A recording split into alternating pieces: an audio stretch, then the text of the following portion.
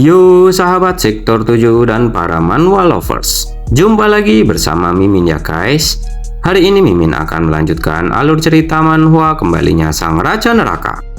Sebelum kita masuk ke ceritanya, Mimin ucapkan terima kasih sudah bersedia untuk klik video ini. Dan jangan lupa dukung Mimin dengan cara subscribe, like, komen, serta share videonya ya guys. Semoga kalian semua terhibur. Tak perlu menunggu lama lagi, langsung saja kita masuk ke videonya. Pada episode kali ini diceritakan bahwa saat ini Nomang sedang bersama dengan Oh-so berada di sebuah ruangan.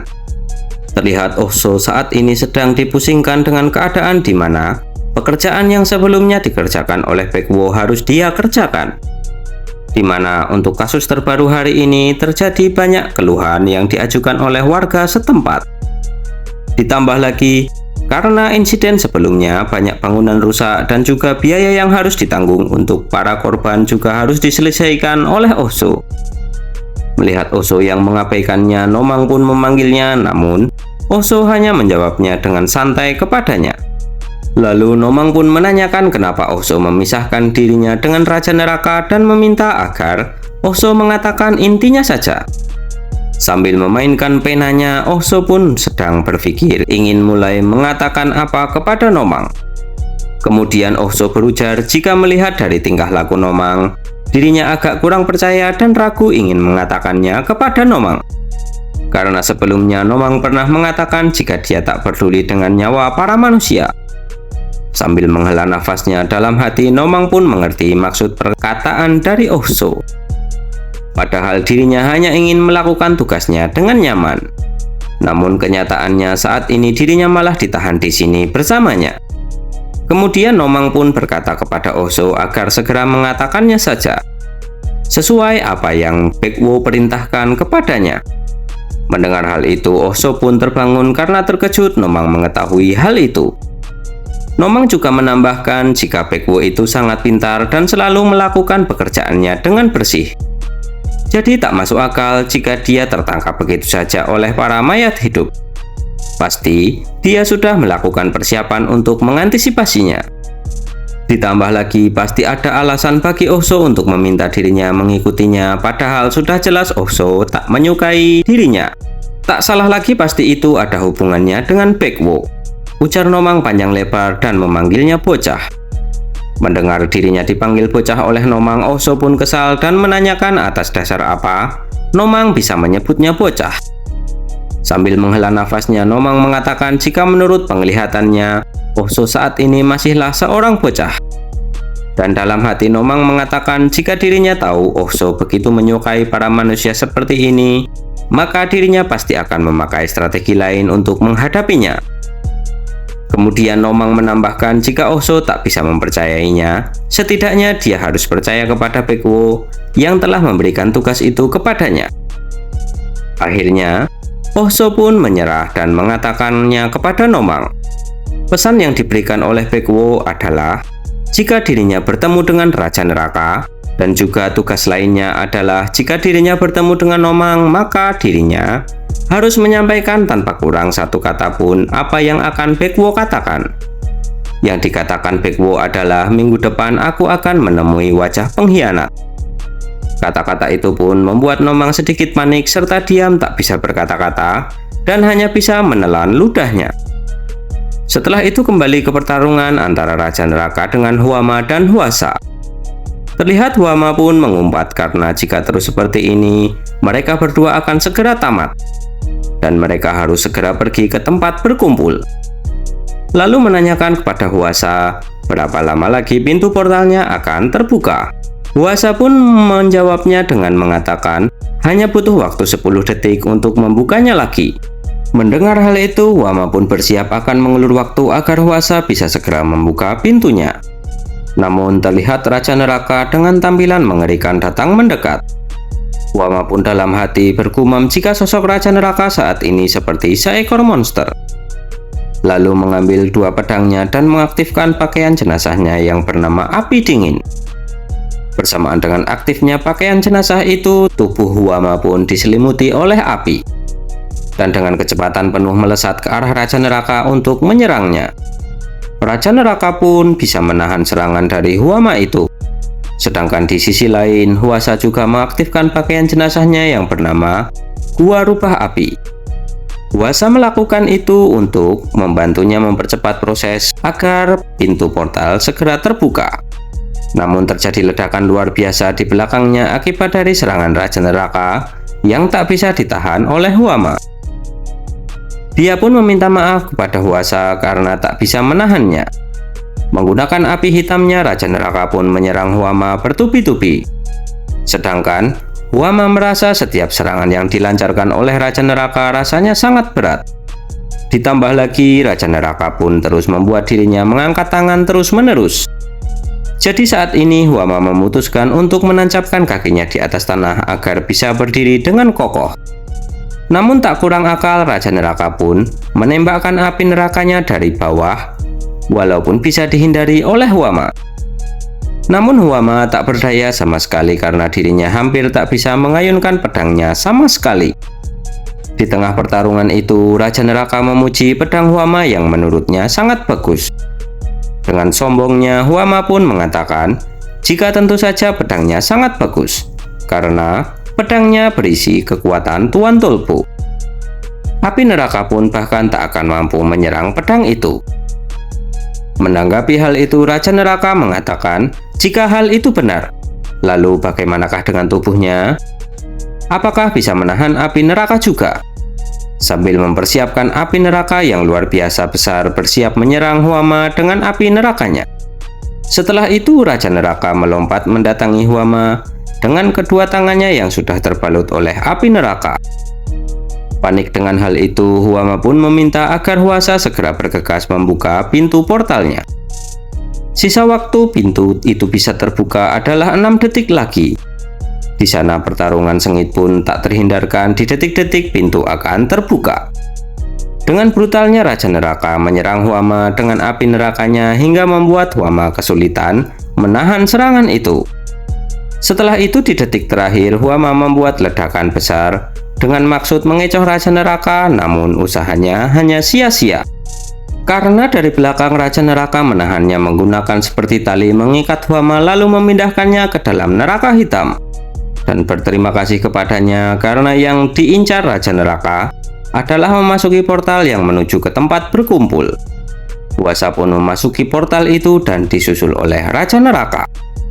Kemudian kembali kepada Nomang yang terkejut karena mendengar apa yang telah dikatakan oleh Oso, dan sedikit tak mempercayai apa yang dikatakan oleh Oso.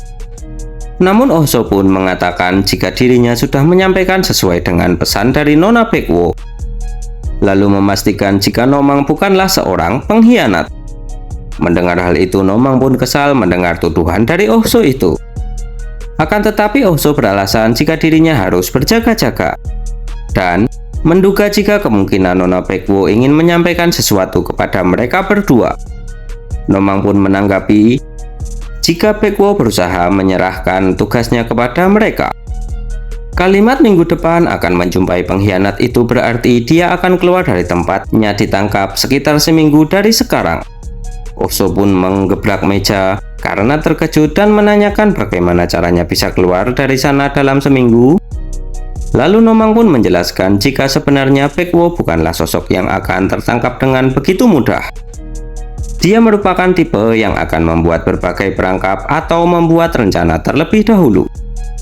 Namun dengan dia tertangkap semudah itu, pasti ada seseorang yang telah mengungkapkan informasi tentang lokasi 12 cabang bumi dan juga fakta jika Raja Neraka telah meninggalkan tempatnya. Kemudian jika Baekwo meminta untuk menangkap pengkhianat secara terang-terangan, maka lokasi 12 cabang bumi akan terungkap setelah dia kembali. Meskipun dia mengatakannya dengan cara yang sulit, tapi sebenarnya intinya hanya sederhana saja, yaitu pengkhianat itu harus mereka tangkap dalam waktu seminggu. Kemudian setelah itu berpindah di tempat berkumpul 12 cabang bumi yang kedua. Di sana terlihat Raja Neraka yang mengaku sebagai tikus dari 12 cabang bumi, sedang berbicara dengan seorang penjaga tempat itu. Namun pengawal itu curiga jika Raja Neraka bukanlah tikus dari 12 cabang bumi. Dan Raja Neraka pun bersiteguh jika dirinya merupakan tikus dari 12 cabang bumi. Karena perdebatan yang tak ada habisnya, penjaga itu pun mengalah dan menganggap jika Raja Neraka merupakan tikus dari 12 cabang bumi. Lalu menanyakan kemana mayat hidup yang sudah membukakan pintu untuknya. Raja Neraka pun menjawab jika mayat hidup itu sudah pergi untuk mencari 12 cabang bumi lainnya lagi. Padahal dirinya langsung melemparkannya ke neraka hitam segera setelah sampai ke tempat ini. Namun penjaga itu pun mengatakan jika belakangan ini mereka sedang agak sibuk. Lalu mempersilahkan Raja Neraka untuk masuk ke dalam. Setelah sampai di dalam, Raja Neraka berujar dalam hati jika dirinya akan berpura-pura menjadi tikus dari 12 cabang bumi dan akan ikut pergi saat ada 12 cabang bumi yang dikirim untuk menemui Tolbo, serta bertekad agar tak membiarkan kebebasan para manusia dirampas begitu saja. Lalu jika dirinya bisa bertemu dengannya, maka dirinya akan benar-benar menghancurkan Tolbo dan akan menyelamatkan Baekwo sebelum bertemu dengan Tolbo. Setelah itu Raja Neraka bertanya kepada penjaga itu di mana keberadaan Baekwo saat ini. Penjaga itu pun menanyakan kenapa dia menanyakan keberadaan para 12 cabang bumi lainnya. Akan tetapi bersamaan dengan hal itu ada mayat hidup perempuan yang datang dan menyela pembicaraan mereka. Dia mengatakan kepada penjaga itu bahwa dirinya yang akan menemaninya dari sini. Setelah itu dia menyapa Raja Neraka dengan memperkenalkan dirinya yang bernama Cleopatra dan merupakan bawahan dari Tolbo. Sambil menggodanya dan bersikap genit, dia pun meminta agar dirinya dipanggil dengan nama Cleo. Kemudian penjaga itu pun ditinggalkan sendiri di sana dengan ekspresinya yang bingung. Karena tikus dari 12 cabang bumi berbeda dengan apa yang pernah dia dengar. Dia terlihat menggoda Raja Neraka sambil menginfokan jika setelah menunggu selama seminggu, mereka akan segera bertemu dengan Tolbo. Dan menanyakan apa senjata utama yang dipakai oleh tikus, kapak ataukah pedang. Dengan santai dan sedikit kesal, Raja Neraka menyuruh Cleopatra untuk berhenti bicara karena dirinya malas untuk mendengarnya. Akan tetapi berbeda dengan Cleopatra, dirinya merasa takjub dengan otot-otot halus yang dimiliki oleh tikus dari 12 cabang bumi bisa sekokoh itu. Dan mengatakan jika dirinya tak bisa mempercayai jika dia merupakan tikus dari 12 cabang bumi. Karena penampilannya sangat berbeda dengan informasi yang pernah dia dengar. Akan tetapi tiba-tiba terdengar suara seseorang yang meminta Cleopatra untuk melepaskan tangannya. Dia menambahkan jika seharusnya Cleopatra tak berbaik hati kepada 12 cabang bumi dan jika ingin merayu pria, maka dirinya menyuruh agar mencari tempat lain. Namun Cleopatra menanggapi dengan mengatakan jika di mata orang itu, dirinya terlihat seperti seekor rubah. Orang itu pun menanggapi jika dirinya hanya ingin menyuruhnya jangan melakukan hal yang berada di luar perintah Tuan Tolbo. Dengan sedikit provokasi, Cleopatra pun mengatakan jika dia muak dengan sikapnya. Dirinya akan sangat senang jika mereka berdua bertarung dengan nyawa sebagai taruhannya. Dan jangan hanya menyalak seperti anjing saja.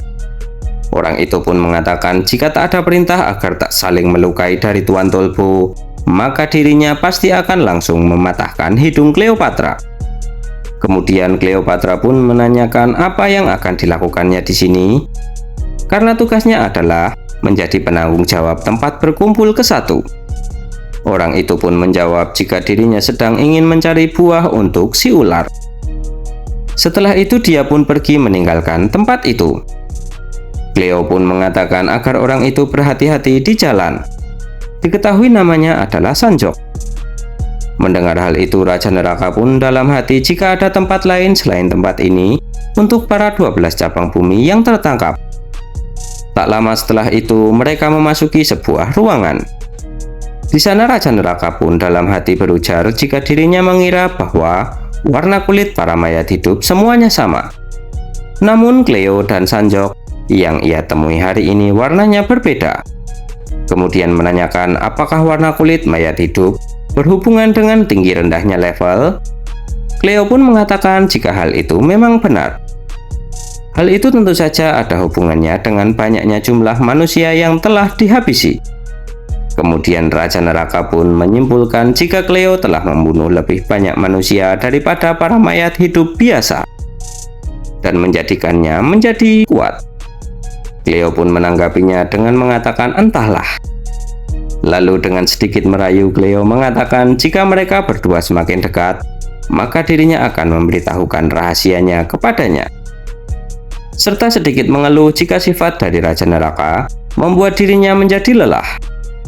Setelah itu, Raja Neraka menanyakan di mana para 12 cabang bumi lainnya. Dirinya ingin menemui mereka karena sudah lama mereka tak bertemu. Dengan sedikit mengejek, Cleo pun mengatakan jika Raja Neraka yang menyamar mempunyai sifat yang baik karena masih memperdulikan rekan kerja lamanya. Lalu dengan tersenyum gembira, Cleo pun menambahkan jika dia bisa menemui mereka, tapi setelah bertemu akan sedikit terkejut. Lalu menyuruhnya untuk istirahat dulu dan detailnya akan dirinya jelaskan nanti. Bersamaan dengan hal itu, mereka pun sampai di kamar yang akan dipakai untuk istirahat. Cleo mengatakan jika kamar itu yang akan digunakan oleh Raja Neraka. Kemudian mengatakan agar segera beristirahat. Dan jika butuh sesuatu, maka tinggal meminta saja kepada mayat hidup yang ada di luar pintu. Sambil sedikit menggoda, Cleo pun mengatakan jika dirinya sebentar lagi akan kembali untuk mengunjungi saat Raja Neraka sedang mandi. Lalu dia pun pergi meninggalkan Raja Neraka di sana. Akan tetapi tiba-tiba, pintu neraka dibuka oleh Dahi. Dia melaporkan jika saat ini sedang terjadi sedikit masalah. Sedangkan di sisi lain terlihat Nomang yang sedang kesal menabrak-nabrak tembok untuk masuk ke dalam neraka, namun tak bisa. Ditambah lagi dirinya tak bisa menghubungi Raja Neraka. Melihat hal itu, Osho pun menanyakan kepada Nomang jika dia tak bisa memasuki neraka, apakah hal itu menjadi masalah yang besar? Nomang pun menanggapinya dengan mengatakan jika hal itu merupakan sebuah masalah. Karena neraka yang dimiliki oleh Raja Neraka seharusnya bisa dimasuki oleh para bawahan Raja Neraka sesuka hati mereka. Dan jika para bawahan itu tak bisa masuk, berarti hanya ada dua kemungkinan, yaitu entah ada makhluk yang menggunakan kekuatannya untuk menyegel Raja Neraka, atau makhluk yang lebih kuat dari Raja Neraka telah mendapat pengaruh dari kekuasaan makhluk lain. Dan menurutnya kemungkinan yang terbesar adalah pilihan kedua yang terjadi saat ini. Sepertinya Raja Neraka sudah masuk ke wilayah Tulbu. Jadi sekalipun Raja Neraka membuka pintu neraka di bawah pengaruh Tulbu, makhluk yang bisa masuk hanyalah Dahi yang posisinya sudah berada di dalam neraka. Sementara yang lain tak akan bisa masuk karena terhalang oleh kekuasaan Tulbu. Bersamaan dengan hal itu, dengan terburu-buru Jiwo membuka pintu sambil menggandeng tikus dari 12 cabang bumi. Dia berkata kepada Nomang bahwa dirinya telah berhasil membawanya kemari. Lalu menanyakan apakah Raja Neraka masih belum bisa dihubungi. Nomang pun menanggapinya dengan berkata bahwa untuk saat ini mereka hanya bisa menunggu dan mempercayakan dulu situasinya kepada Raja Neraka. Lalu mereka harus mencoba hal yang mungkin bisa dilakukan untuk mengatasi masalah ini. Kemudian Nomang meminta kepada Osho untuk menunjukkan kekuatan-kekuatan dari para pengurus pemakaman yang terdaftar di dalam organisasi. Dirinya ingin mencari tahu apakah ada kekuatan yang bisa dimanfaatkan untuk dijadikan sebuah petunjuk. Dan dengan sedikit panik, Nomang berteriak menambahkan jika saat ini mereka sedang berpacu dengan waktu, jadi bagaimanapun caranya mereka harus melakukan sesuatu. Lalu dalam hati Nomang berharap agar Raja Neraka tak membuat masalah. Setelah itu kembali ke Raja Neraka yang terlihat sedang mandi di tempat berkumpul. Saat sedang berendam dan menikmati waktu mandinya, terdengar Dahi yang sedang protes kepada Raja Neraka yang seharusnya tak sesantai itu. Raja Neraka pun menanggapinya dengan mengatakan jika semua harus dinikmati selagi masih bisa. Lagi pula, dirinya saat ini tak bisa membuat keributan. Namun jika urusannya sudah selesai, maka semua mayat hidup yang ada di tempat ini akan dilemparkannya ke dalam neraka. Raja Neraka pun saat ini sudah selesai mandi dan saat ini sedang berganti baju. Di tengah sedang berganti baju, Raja Neraka pun mendengar suara berisik yang berasal dari luar kamarnya. Mendengar hal itu, Raja Neraka pun memutuskan untuk keluar dari kamar itu dan Raja Neraka merasa ada yang aneh karena tidak ada mayat hidup yang berjaga di pintu. Akan tetapi, tiba-tiba Raja Neraka mencium aroma darah dari salah satu ruangan yang membuatnya sedikit terkejut. Lalu Raja Neraka pun memutuskan untuk mendatangi ruangan itu dan membukanya. Ternyata di dalam sana sudah ada Cleo. Cleo pun beralasan jika dirinya sudah mendatangi saat dia sedang mandi, namun ternyata tak ada di sana. Namun dia malah mendatanginya ke sini seolah membuat dirinya sedang tertangkap basah saat sedang menyusun rencana untuk kabur. Dirinya sudah berusaha keras melakukan hal itu dan memintanya untuk memberikan penilaian. Sembari memanggil nama Raja Neraka seolah Cleo sudah tahu identitas asli dari Raja Neraka. Sedangkan di sisi lain ternyata yang ditangkap oleh Cleo adalah Baekwo. Terlihat saat ini tubuhnya dan tangannya penuh dengan rantai dan tak berdaya. Bagaimanakah kelanjutan ceritanya? Kita lanjut di video berikutnya ya guys. Jumpa lagi dan bye-bye.